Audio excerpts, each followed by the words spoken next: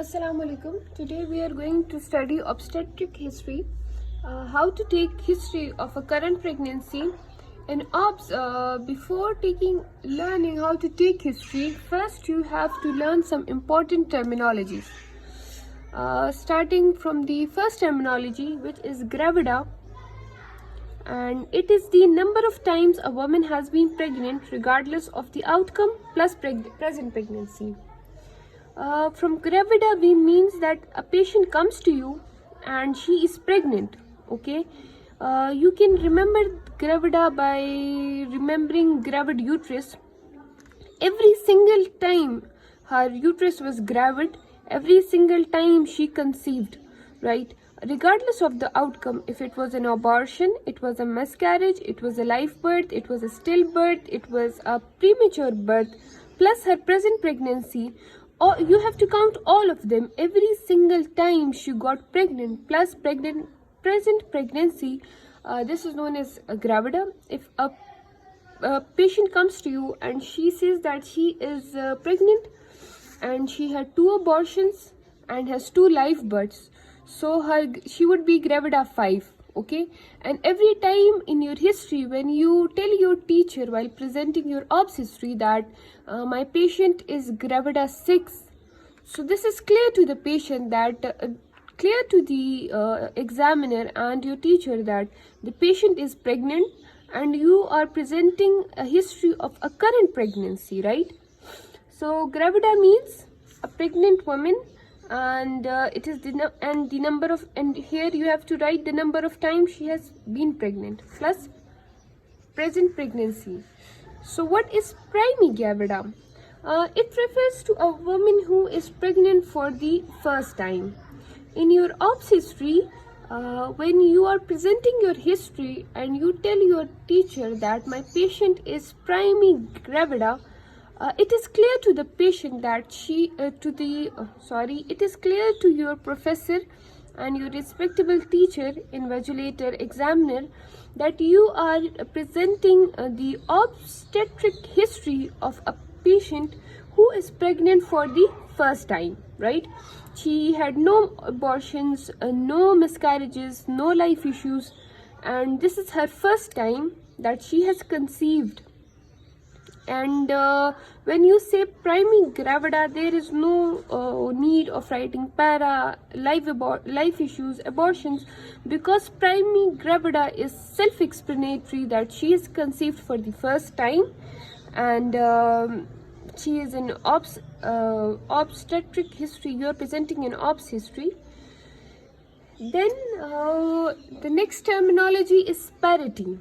Parity is the total number of times a woman has given a birth to a child with gestational age of 24 weeks or more, regardless of whether the child was born alive or not, right?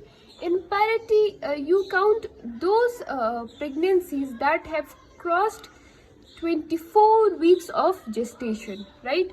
Every single time the pregnancy has crossed 24 weeks, you write that in parity. The present pregnancy is not mentioned in parity.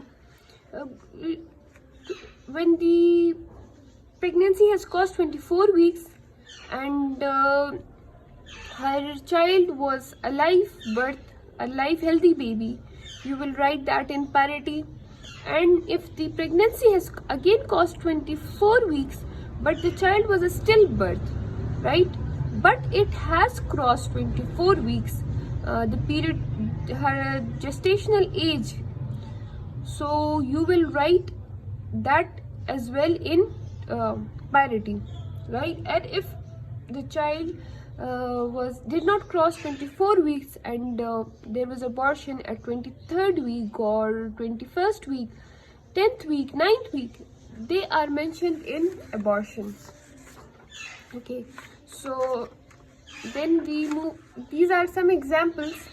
First example is a woman who is pregnant for the first time. How you are going to present your cases by writing gravida, para, abortion and life issues. A woman who is pregnant for the 4th time with 1 normal delivery at term, 1 termination at 9th week, and 1 miscarriage at 16th week. So what is her gravida here? Look, her how many times was her uterus gravid? Presently she is pregnant. She had 1 normal delivery at term, 1 termination at 9th week, and 1 miscarriage at 16th week. So her uterus was gravid 4 times. So she is gravida 4. What is the parity? Present pregnancy is not mentioned in parity. 1 normal delivery, so 1, and the 1 termination was at 9th week and the miscarriage was at 16th week. So both the times the pregnancy has not crossed the gestational age of 24 weeks. So she is para 1. What are the abortions? The first, she's pregnant, right? 1 normal delivery, termination at 9th week. So first abortion, not crossed 24 weeks, and miscarriage at 16 weeks, has not crossed 24 weeks. So she had 2 abortions. And what are her live issues? 1 normal delivery at term. Okay, this is her 1 live issue. Example 2, a woman comes to you and with her first pregnancy. So how will you write her gravida, para, abortion, live issues? Nothing. You just have to write that she is a primigravida, and this is self-explanatory that she is pregnant for the first time. Then moving on to the third example, a patient is currently 26 weeks pregnant. She is pregnant, has 2 children. She reports of having a miscarriage at 10 weeks, a stillbirth at 28 weeks. What is her gravidity?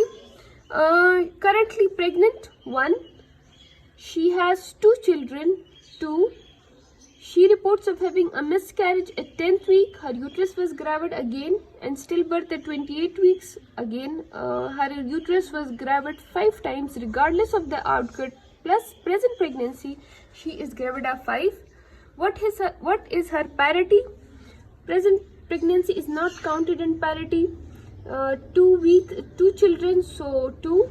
And 1 of her miscarriages at 10th week, not crossed age of viability, 24 weeks. A stillbirth at 28 weeks, so para 3. Abortion is 1 at 10 weeks, and her life issues, the 2 living babies, 2 living healthy babies, are written in live issues. Moving on, the next important terminology that you should know is LMP and EDD. LMP is the last menstrual period. It refers to the first day of bleeding. It refers to the first day of bleeding of your last menstrual period before falling pregnant, right? And it is used to calculate expected date of delivery.